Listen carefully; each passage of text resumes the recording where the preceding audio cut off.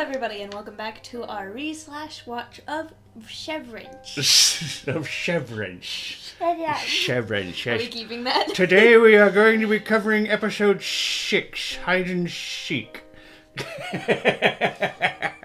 How could you, Father? I'm getting the middle finger from my daughter on this one. Because you're making fun of me. But yes, everyone, welcome back. Thank you for joining us. So episode 6, Hide and Seek. Fuck. It's going around. It's contagious, everyone. After listening, none of you will be able to speak properly. Gosh. Alright, shall we move on to the shit Wikipedia synopsis? Yeah. Okay. Grainer calls Cobell to inform her he has identified ex-employee Ragabi as the one responsible for Petey's reintegration. Mark returns home and retrieves Petey's phone, throwing the battery in the trash. Bert takes Irving to a room full of plants which he believes they can use just for themselves. Irving admits his feelings for Bert, but says he is not ready to commit to a relationship.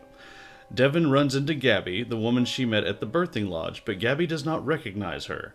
Devon also meets Gabby's husband, Angelo Arteta, and is confused that Gabby has given her baby a different name than she said she would at the cabin. For failing to watch Helly, Miss Casey is sent to the break room. Mark protests this, and Cobell reprimands him by revoking MDR's hallway privileges as MDR is behind schedule. Annoyed, Mark gets Irving to lead them to O&D, unaware that Cobell and Milchick are watching them.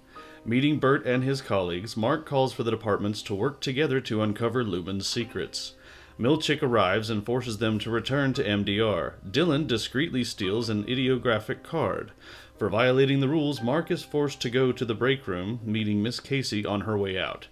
Devon looks up Angelo on the internet, discovering that he is a state senator who advocates for the severance procedure. She and Rickon then meet with their lactation consultant, revealed to be Mrs. Selvig.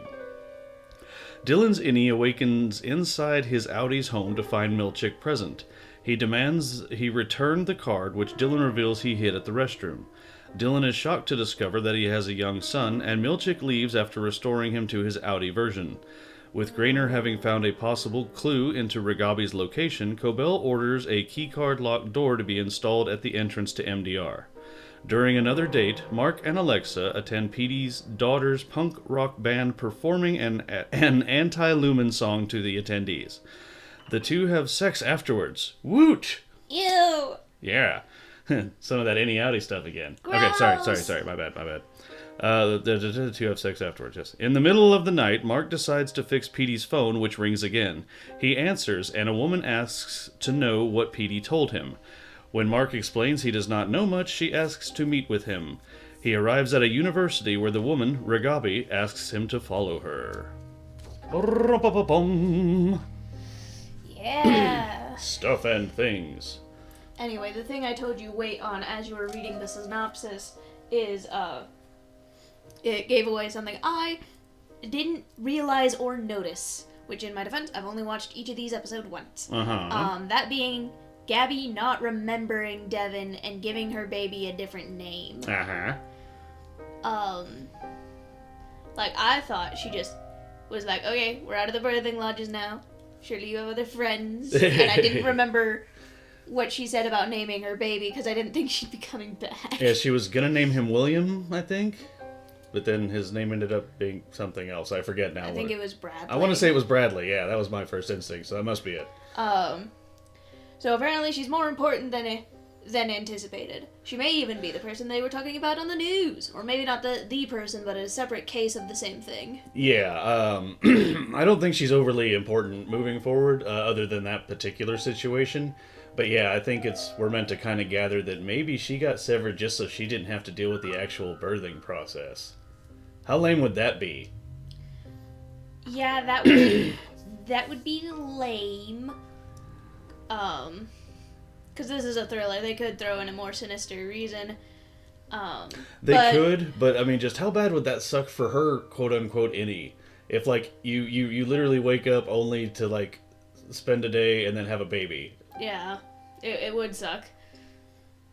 Because as we established last episode, giving birth is terrifying. Never gonna do it.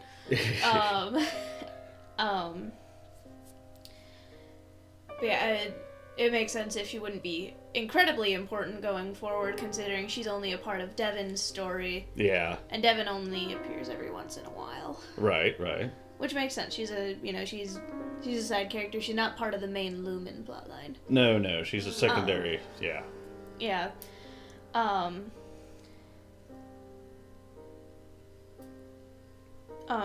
So nextly, well, is that a proper adverb? Nextly. maybe. I don't know. It can be if we want it to be, Father. Sure, I suppose if you had ly to anything. I mean, you can. You can. But anyway. Moving on, Lee.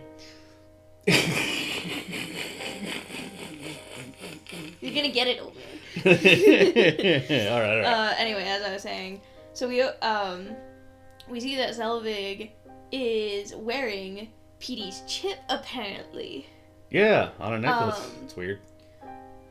Like, why wouldn't they keep it at Lumen? Is it just because they don't have a use for his chip anymore?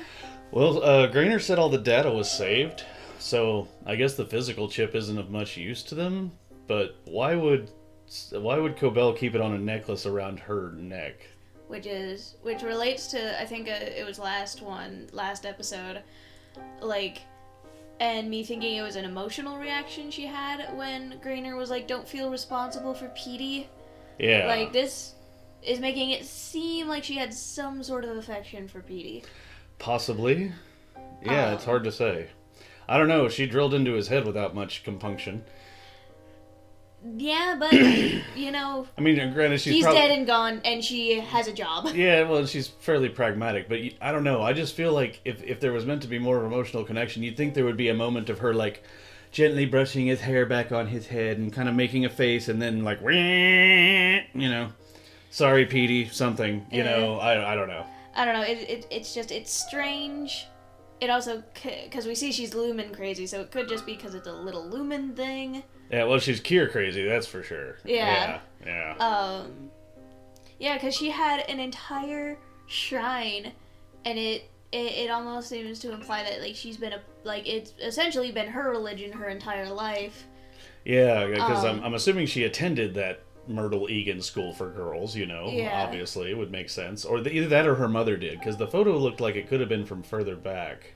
Like in the 50s or 60s. I don't remember the photos very well. Well, it was kind of old-timey, but I don't know, it's hard to say. But then there was that hose with the name Charlotte Cobell on it. So we're assuming that's her mother. It looks like a medical breathing tube, and that's all we know about that right now. Yeah, so it's just, it's interesting to see how she kind of worships them on the outside. I say not them specifically. It seems to be Kier specifically. Specifically Kier? Yeah. Well, like yeah, she's loyal to the Lumen and the company, blah blah blah, because of Kier. But it seems like she's pretty specific. She's like really into the Kier worship part of it. Yeah, and I guess it's just like, how did this spawn? Yeah. I'd like to know that, but yeah. Yeah, and then on to the next note. Burving didn't kiss. No, Burving kiss did not happen. They're like, we cannot have romantic relations. They forgot the rule. If your socks are on, it's not gay. Is that the rule? Yeah, you never heard that joke? I feel like maybe now that you mention it, I might have at some point, but I don't know. Yeah, they just can't be homies kissing homies. Which makes sense. They wouldn't know of that sort of mindset considering how old they are. Right. And even in then, I doubt Lumen would let them keep that sort of knowledge. Well, again, if it's part of their general knowledge and not related to their personal experience, I mean, it's hard to say what they keep and what they don't. Yeah. So. Who knows? Who knows? Who can say? And then we already discussed Gabby being weird. And then I think I mentioned this next one to you, that being, does Devon not really have any friends outside of the ones that are also friends with Rickon and share, like, his mindset? We haven't seen any, but then again, it's like, it's one of those things, but as horrendous as his books are, if Rickon is even partially successful, she may not have to work. So if she's kind of a domestic engineer, or whatever they call them now, when you stay at home and take care of the house and don't work, and your partner makes all the money, whether it's male or female. I don't know. That's still just called a stay-at-home dad. Or stay-at-home mom, or whatever. I was trying to use the funny term they came up with it once. That was supposed to be the new PC term for it. Domestic person. Anyway, it doesn't matter. You get this look on your face like I'm being offensive, and I'm so not. No, I'm just like, where on earth did you hear that? I have heard this somewhere at some point. I think it may have been said in jest. That's why I said I think it may. Anyway, point being, she may not have a job, and she may spend most of her time at home with Rick, and she may not have a large social circle outside of that. It's just like, if not, I feel so bad, because if all of those other people at the table were specifically Rickon's friends, who like shared like Rickon's personality, I would feel so bad. That would drive me nuts. And the vibe I get from them is that they are more of Rickon's circle of friends. Yeah. Like even way back in that episode when she's driving Mark to the dinner, she's like, "You owe me this. Like, okay, if I have to suffer through this, you're coming with me. You owe this to me for blah blah blah." So yeah, I think those are specifically Rickon's friends, because they all have that weird, halfway stupid but trying to be fancy and big thinkers that they're not as capable of being as they would like to be. Obviously they all agreed to the fucking foodless dinner. Yeah. What is food? Food is not life. Food is like, life is life and food is just fuel. Wow, yeah, you totally nailed it right there. Yeah. They didn't. What was the one about World War I where they didn't even call it World War I? Oh yeah, the guy was like, yeah, apparently they used to call it the Great War. Yeah. And apparently we learned later that Mark was a history professor, so I mean, as flabbergasted as anyone would be at that moment, he especially has this look like, you stupid fuck. Of course they did. There hadn't been a second one yet. Yeah. Yeah, just like, I feel so bad for Devin if that is the majority of her friend group. That's actually an interesting thing in one of Capaldi, Doctor Who's Christmas specials. He ends up talking to a soldier during World War I. There was this... Christmas had come on this battlefield, and the two enemy armies actually decided that for the day they were going to be cool. So they just hung out, talked, and blah, blah, blah, and it was great. But then I think at the end when he's talking to the guy who's played by Mark Gatiss, not that you necessarily know who that is, he plays Mycroft on the Benedict Cumberbatch Sherlock. Anyway, point being, and he accidentally slips and calls it World War I, and the poor guy's like, World War I. He's like, oh shit, my bad, dude. Spoilers. Anyway, yeah. Yeah. But like, if that wasn't her main circle of friends, she probably wouldn't have tried so hard to befriend Gabby. Yeah. Not that then again, Gabby isn't going to have a super major role, I think you implied. And I don't think it's like she's got like a specific goal, like this woman will be my friend. It's just like, oh, hey, this is the nice lady I talked to, I had coffee with, blah, blah, blah. Why wouldn't I say hi? I'm passing by. I've got my kid now, she's got her kid, this is a follow-up, why wouldn't you? Yeah. And then for like the next one, we're back to Lumen. And I think I was telling you, like, why on earth is Mark department head if he's not doing the job well? He's not doing the paperwork properly, and like he doesn't seem to be super much of a leader.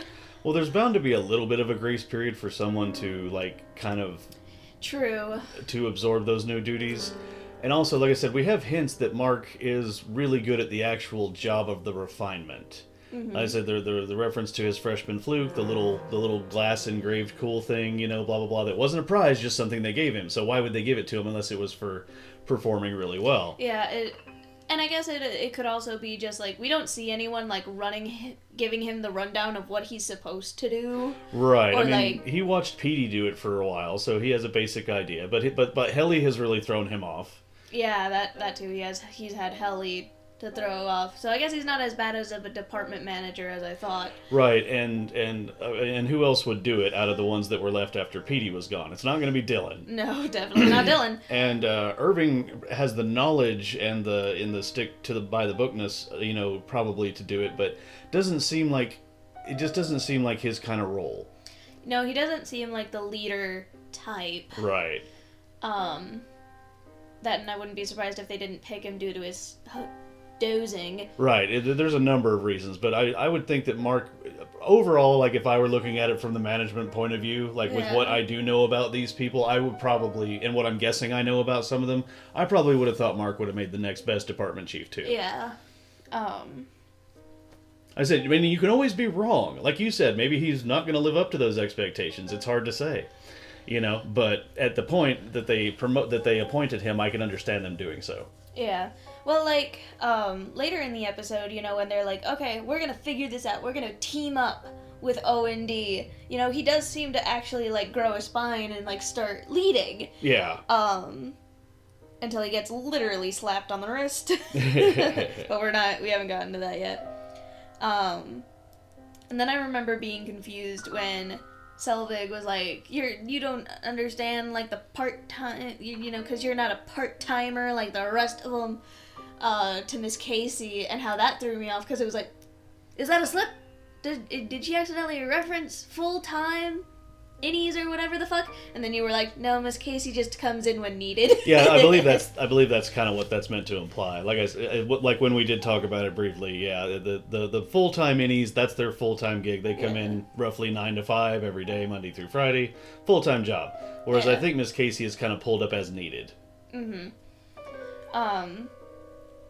Yeah,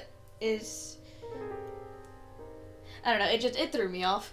Well, it's understandable, because there was, you know, PD did make allusions to the fact that there might be a section where they never get to leave. But also, granted, there is very well the possibility that Cobell doesn't know. I'm not saying it's likely, but there is the possibility that Cobell, Selvig, whatever the fuck, does not know about the full... Right, timers. she's definitely up the tier within the company, but she's not on the board.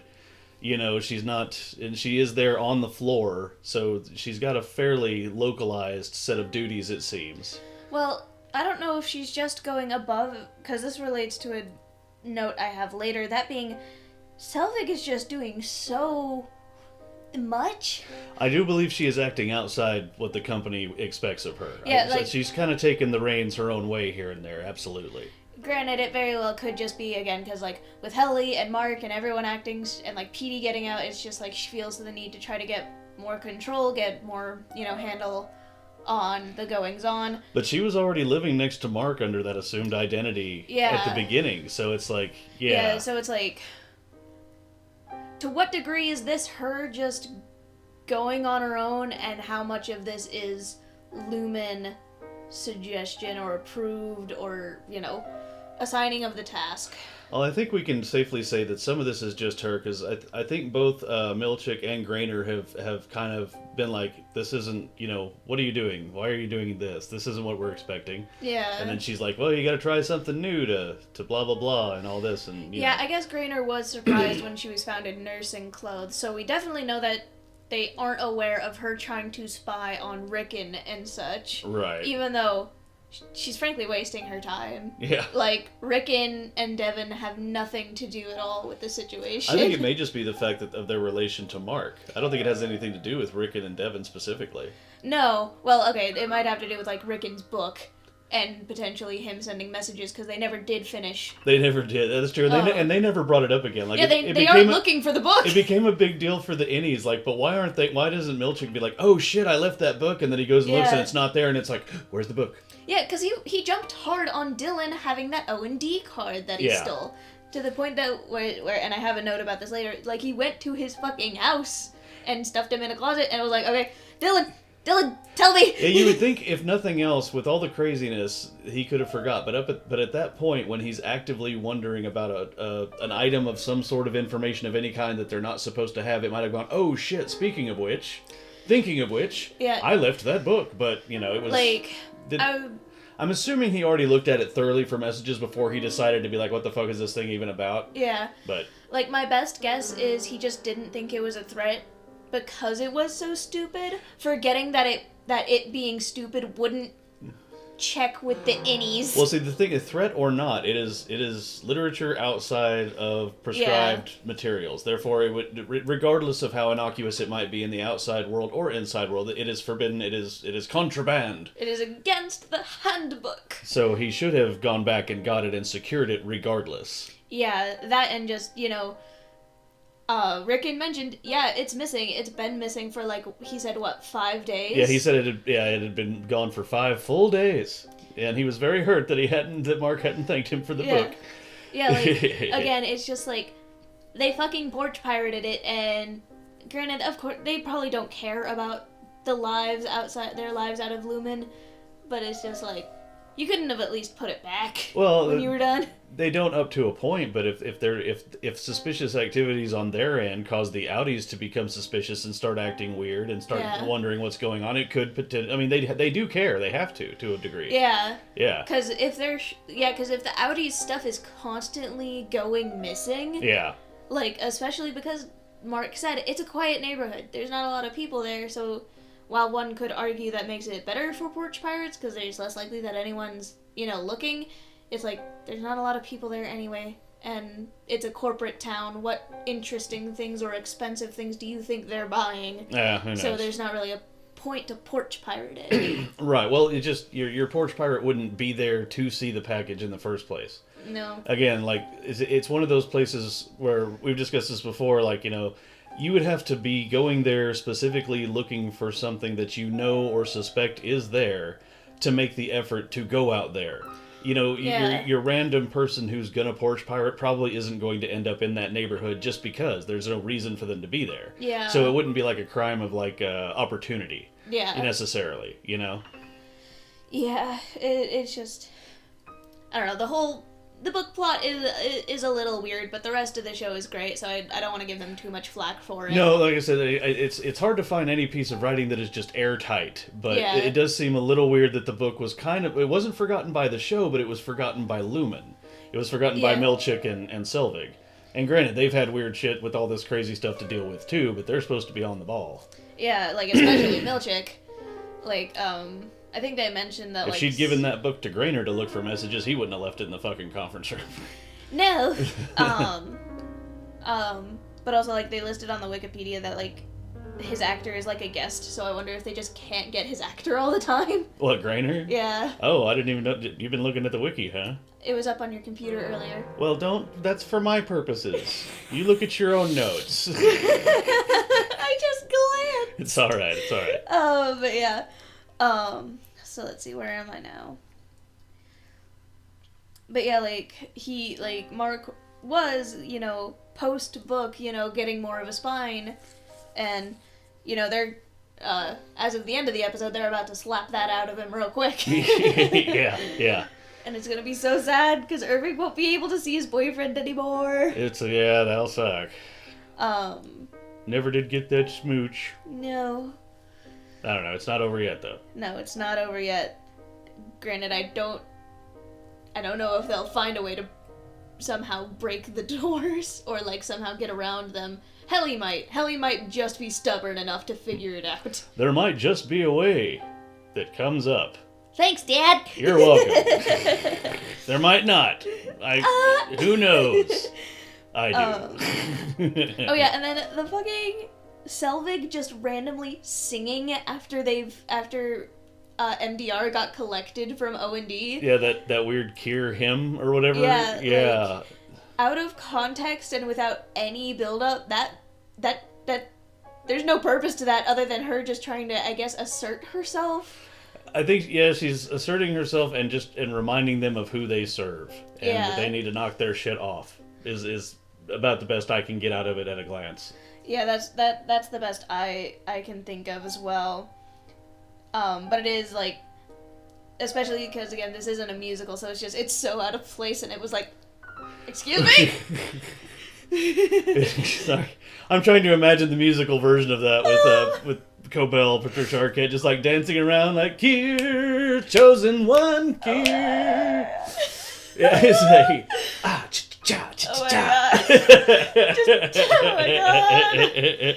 Then it gets all West Side Story, and the innies are all like, oh my. It's gonna be a rumble. Okay, Oh sorry. my god. I'm done now. Okay. Yeah, and then later we see while he's on his date that apparently they will resort to violence with the innies. Oh yeah, with the redness on Mark's knuckles and everything. So yeah, what happened to him in the break room? Because obviously that wasn't just his hands placed upon, biorhythm readers of heartbeat and palm sweat and blah blah blah. They wrapped him on the fucking knuckles like they were nuns at the fucking Catholic school. Yeah, granted, and we don't even know if his time is up in the break room because we haven't seen him go back to work yet. That's true. We don't know. We do know that if quitting time comes, they'll respect the outie by letting them go. But they because Helly was like, all right, we're not there yet, but first thing tomorrow. Yeah. Yeah. So we don't even know if his whole break room thing is done and if the damage they're gonna do to him is done yet. Yeah. They can't do too much. He still has to be able to use his hands to refine macro data. Yeah, that and anything too severe will upset the outie. They'll be like, hey, what the fuck? Your safety protocols are lax. Yeah. But yeah. Let's see. And then the next one, freaking Dylan being a dad. Yeah. I think I remember saying, oh no, Dylan isn't the playboy he thought he was. Oh, right. Yeah, he's going to find out that he's not some smooth freaking, playboy. Yeah, I guess that's the best word for it, so. Yeah, and at first I was confused, like, oh yeah, and that cartoon on the TV, we'll mention that in a moment. Fuck, where was I going? Oh yeah, Milchick going to his house, because I guess this couldn't be handled when he got back to work, I guess, because they couldn't find the card. Right, he needed to find it immediately. Yeah. Whatever the hell was going, it looked like some kind of here's how you do this motion thing like yoga, but it was pointing at another dude as are you chopping him in the solar plexus? I don't know what the hell that's going on. What is that? But yeah, and how is this gonna affect any Dylan learning, seeing his outie life and learning he has a kid, you know? That's a whole ass child who was supposed to count to 1,000. Well, he was in the 750 range when we went to the closet. I mean, how much could he have really skipped? Mm-hmm. But also, that's a high number to count to for a kid that small. Well, yeah, I guess, but he needed a window of time. But the important thing is that he remotely switched on Dylan's innie outside of the severed floor. Yeah, and I was getting to that. But they can be manually switched as needed. Mm-hmm. And it's just I don't like that. Cause we see how they use it with Dylan, but what else could they use that for? I don't know. Anything that they, where they need them to be in any mode, but not on the severed floor where it happens automatically. Yeah, because I guess that would have, it couldn't wait, or he just couldn't get Dylan to the floor due to the maintenance being done. I mean, it's hard to say. I think I think it must have been a matter of it couldn't wait. Otherwise, he would have waited. He would have just waited at the elevator because it's not like Dylan's outie is going to do anything to and not come into work. He doesn't know that the card was taken, that it was stashed, that anything is amiss on the work side of things. No. He would have just come into work. So apparently, Milchick was quite concerned that he'd get it, to go all the way to Dylan's house and tell his son to stay in the other room, put Dylan in a closet, and say, "All right, I'm going to switch you on." Yeah. It's just that's freaky. Yeah. Ominous, as it were. Yeah, and so and then I guess after that, the Lumen hate concert, of course. I hate you, Lumen. Yeah. I don't remember the rest of the lyrics, but they were roughly various sentiments of "fuck you, Lumen." Yeah, and that one guy being like, "Hey, no filming." Yeah. Which I guess is just a generic concert rule. I was about to say that's not unusual for something like that. Yeah. If they wanted it filmed, they would probably have people that they plan to film it and then put it on YouTube and shit. What I did take notice of one of the lyrics that wasn't "I hate Lumen," that being. Lumen took my first love. Yeah, I remember. Yeah, I was trying to remember. I was remembering something along that lines. I was trying to remember how it was worded. Yeah. Yeah. So. My question is what does that mean? Yeah, who was this dude's first love?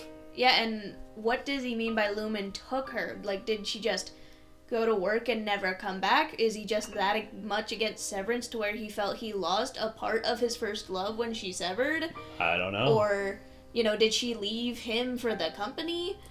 We do not know. And I doubt we'll ever know. He's a random Although it's concert interesting boy. that there's a whole punk band just like based around the fact that they hate Lumen. Or is that their whole shtick, or is that just one song? Because June is there, and we know she hates Severance. Yeah. She did not approve of Petey's. We could tell by her, And she attitude. Yeah, so clear. And she doesn't approve of Mark's. Right. But yeah, it's just, I don't know. It's interesting to see how Lumen is affecting the rest of the world, and I'm glad they're not just keeping it just to the office. Well, that's the thing, is Lumen is trying to get the Severance thing legalized for use, like, in mainstream scenarios and blah, blah, blah, outside of their personal company. Yeah. And things. And I guess, it must be obviously legal wherever they are, but they look to be, like, in a whole, like, sector or province or something that is literally owned by Lumen.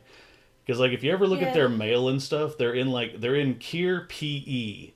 PE is their what would be their state abbreviation. The license plates have little pictures of Kier's head on them, and I don't remember what they say. There's a Latin phrase, but it basically means a cure for all mankind or something like that. I don't remember. I'm sorry, I forgot the Latin, people. My bad. But yeah, so it's like their whole like they may not even be legal in like any actual state. I did not know that. I did not notice the mail, thing and them potentially being in their own territory. Yeah, well, that's something I didn't immediately pick up on first watch, but, through, watching videos and stuff, it's like, oh, yeah, shit, okay, that's what's on their license plate, and, yeah, and then somebody pointed out a piece of mail, and I think they're in Kier, PE. Yeah. So it's like, what the fuck is that? Isn't PE Province of Pennsylvania? No, Pennsylvania is... PA. PA. Maybe PE is, the province of Egan or some shit. I honestly don't know. What a self-centered family. You think? But yeah, and then we learn what they were installing by maintenance, that being the card door. Yeah. Is that just at MDR, or is it also for O&D, since they are also in on it? They didn't. I don't know. I didn't think they specifically showed all of them that they might have done it to, but we know for a fact it's at MDR. Yeah, because technically MDR is the instigator of everything. Yeah. I think we even saw their sign next to the door they were working on. I tried to read the sign. I couldn't read it all that well. It was a little small for where we were sitting. Yeah. And then let's see. Oh yeah, and then we're finally meeting the lady that figured out reintegration. Oh yeah, Regabi. Yes. And so she was someone that used to work at Lumen. Yeah. And apparently still has access to some of their tech, clearly, because, Grainer was like, we found the source, it's Lumen, it's us. Yeah, I wonder if she helped develop the technology.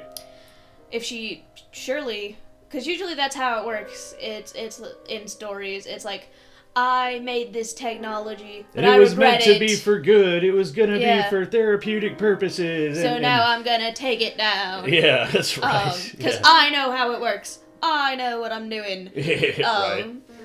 So I wouldn't be surprised if she was one of the main... What do you call it when someone...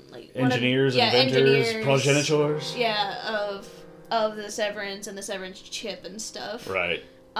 If anything, I'd be more surprised if she wasn't. Right. It's possible that, it could have been existing and she was just trained on its use and learned about it and blah, blah, blah. But you'd think if you know the technology intimately enough to reverse its effects... When it's not supposed to be reversed? When it's not supposed to be possible, that you'd think they had some kind of hand in its creation. But I don't know. I'm not really sure. Yeah. Another thing I'm interested to see is, are we ever going to meet anyone who just left Lumen, or does like a severed person that ever their outie agreed to their resignation? I don't know. That would be interesting to see, because so far we've seen that they're like, oh, the resignations never get approved. Right. Well, like I said, we suspect the senator's wife of being severed, and obviously she doesn't work for Lumen, and they advocate for the severance procedure, so it's very likely. Then I think it's damn near, but stamped on a fucking card and handed to you. Gabby is severed. Yeah. I just didn't notice that. Well, I mean, and you may not the first round. It's it's one of those shows that's these things, they stick in your mind, but it's you're too busy taking in the new stuff to really give it thought. It's kind of like how if you watch the Star Wars sequel trilogy, you don't realize how bad each movie is maybe the first time because you're too busy just watching what's happening. And then when you go back and think about it, you realize it sucks and it's written by hacks and completely blows and completely ruins your favorite childhood IP of all time. And Don't get into it, Dad. Okay. Anyway, it's like that. Gosh, Dad. What? But yeah, otherwise I like that. Yeah, that's all of my notes, because, and as I mentioned to you before we started recording, yeah, the ball is rolling, things are starting to snowball, so it's more Chekhov's guns being shot instead of loaded. Hey, very nice. Yeah, Yeah. I like that verbiage. Yeah, because Good I'm stuff. so cool and smart. You're not seeing the cool slicking her hair back motion she's doing with that. If her hair had been around her front, she would have flipped it back over her shoulders, you know. Look at me. No, because if you're being a cool guy, you know, you gotta slick the hair back, because they're like, "Hey, pretty lady," and pet your beard. Cool Well, guys love to pet their beard. Well, I have a beard, sort of. Anyway. All right, well, very cool, very cool. So, final thoughts, if any. I'm ready for, you know, I'm ready for the answers to keep coming. I'm ready to see what goes down, and I hope Burving kisses. That would be nice. It'd be nice to get some good burping action. Yeah. Not like too much burping action. I don't need to see it all. But, Oh, he's gonna on but her you know, if they were to go into a supply closet and cut to black, I'd be like, good for you guys. that would be would. the tasteful way to do it. Yeah, good. And I mean, yeah. that's what they did with the doula and Mark. That's true. Yeah. What's her name, Alexa? Alexa. Yes. Yeah. Yeah. Pretty sure. Yeah. I feel bad for not remembering, but Well, we've only seen her a handful of times too. we've only seen her name like once. Yeah. So you know, and names are hard. Everyone knows this. Especially for me. But alrighty then. Well, no baby goats this episode. No. Although they were mentioned. They were Mark did bring them up. mentioned. He was telling O&D, there is a department where there are baby goats. Yeah, and freaking Dylan being like, "Is that code? Yeah, Is that code that's for right. you having sex with Mark?" Baby goats. And Ellie's like, why would we call it that? I don't know. Baby Yeah. goats. Yeah, I didn't believe you at first when you were like, "Oh, Dylan's gonna grow on you," but you were right. Dylan has grown on He me. does grow. Like I said, he is abrasive, but he just has his. He just you kind of love him a little bit anyway. You just. He's like me, for real, for real. All right. So Catherine is like Dylan, for real, for real. You heard it here first and probably only, folks. So anyway, until next time, thank you for joining us. Catherine? Bye-bye. Bye-bye. Sorry, you caught me off guard. Bye-bye. Bye-bye. Hear it. Oh, hey, everybody. Catherine had a joke that we forgot to put in, so here it is. Bonus material. Joke. Irving's gonna O on Bert's D. Ah! Okay, this time, goodbye, everyone. Bye-bye.